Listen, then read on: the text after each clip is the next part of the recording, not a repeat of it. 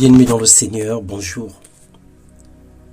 Nous disons merci à notre Dieu pour le pain quotidien. Autant que nos corps ont régulièrement soif et faim, nos âmes ont besoin de ta parole pour prospérer. Que toute la gloire te revienne pour ta parole puissante et agissante, qui est un don précieux pour nos vies, qui est une source de grâce, une lumière sur nos sentiers. Père, reçois l'honneur, reçois la gloire pour cette journée encore que tu nous accordes, éternel des armées, de demeurer dans ta présence dans le nom de Jésus. Bienvenue dans ce partage. Ce matin, nous allons partager la parole de Dieu. Le thème de notre méditation de ce matin, additionner à notre foi les bonnes manières, la sagesse et l'intelligence. Nous lisons dans 1 Pierre 2, verset 4 au verset 8. La Bible déclare que ainsi nous bénéficions des dons infiniment précieux que Dieu nous avait promis. Il a voulu par ces dons vous rendre conformes à ce que Dieu est. Vous qui avez fui la corruption que les mauvais désirs font régner dans ce monde. Bien-aimé de Dieu, la sagesse est un sentiment juste des choses, une forme de circonspection. Cette disposition, on l'obtient par la parole de Dieu, par la prière et par les expériences de la vie, selon Jacques 1, le verset 5. Et lorsque nous parlons de l'intelligence est le résultat ou la somme des connaissances qui nous donne une faculté de comprendre, de définir ou de traiter des sujets dans un domaine précis, selon Proverbe 14, le verset 15. Et aujourd'hui, nous parlons d'additionner ces deux bonnes valeurs à notre foi. La foi, c'est croire en Dieu, c'est accepter que Jésus-Christ, il est Seigneur.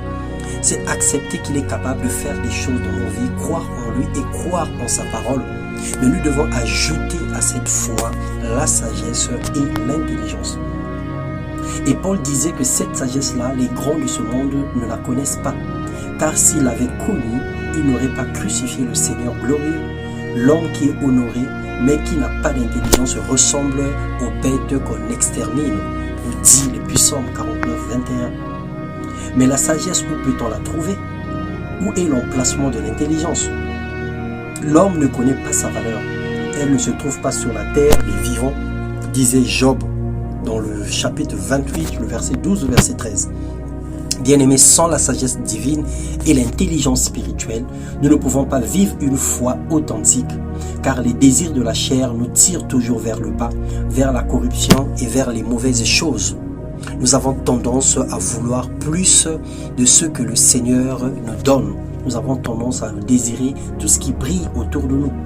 C'est pour cette raison même que la Bible nous dit de faire de tous nos efforts, d'ajouter à notre foi la connaissance, la sagesse, d'ajouter à notre foi la maîtrise de soi, l'endurance dans l'épreuve, l'endurance dans l'attachement à Dieu, l'affection fraternelle.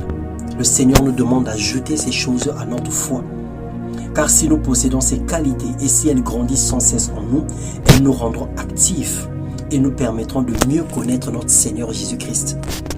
Nous ne pouvons pas marcher et vivre sans intelligence comme des moutons, sous prétexte que nous avons la foi.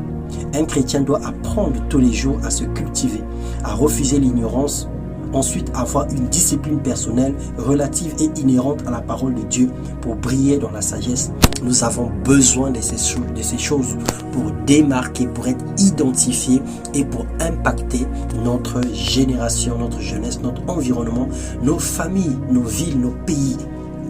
Le Seigneur a besoin de chacun de nous, mais nous avons besoin de la sagesse et de l'intelligence. Nous n'allons pas tout faire sous prétexte que nous avons la foi.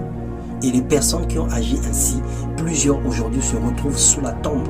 Plusieurs ont raccourci leur vie parce qu'ils ont manqué de sagesse. Ils ont embrassé des choses qui n'étaient pas réservées à leur niveau. Ils ont fait des conneries, ils ont fait des choses que le Seigneur n'aurait pas permis. Alors bien-aimés, demande à Dieu la sagesse. La Bible déclare que si quelqu'un manque de la sagesse, qu'il demande à Dieu, qui donne sans reproche. Et si tu as besoin de l'intelligence, apprends, simplement apprends. Lis chaque jour, lis ta Bible, cultive-toi, cherche la face du Seigneur et le Seigneur te rendra sage et intelligent. Dans le nom puissant de Jésus-Christ, soyez bénis. Un excellent mercredi à tous. Que la gloire de Dieu couvre nos vies et remplisse nos cœurs de joie au nom puissant du Seigneur. Amen.